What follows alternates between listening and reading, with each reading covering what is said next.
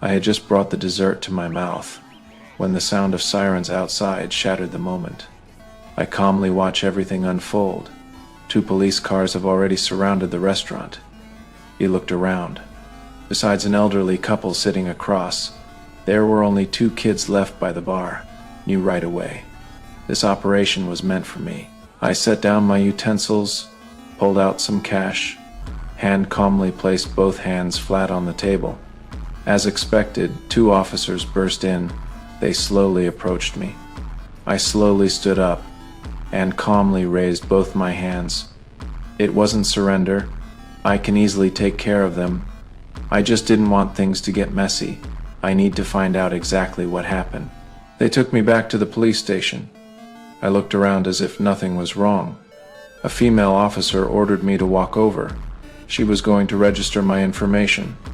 I didn't say a word, but I cooperated fully. I saw photos hanging on the wall. He realized there were only 5 people in the police station.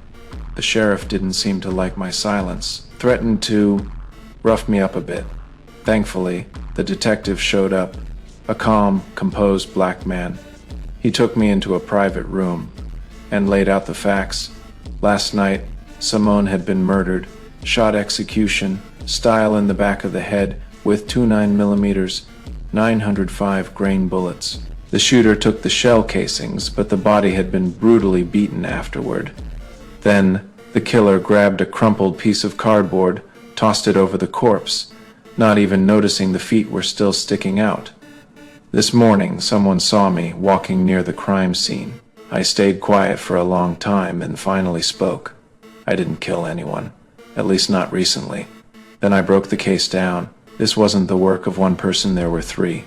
The first, a skilled shooter, careful, precise, used a silencer, took the shells. The second, unhinged, beating a dead body like that.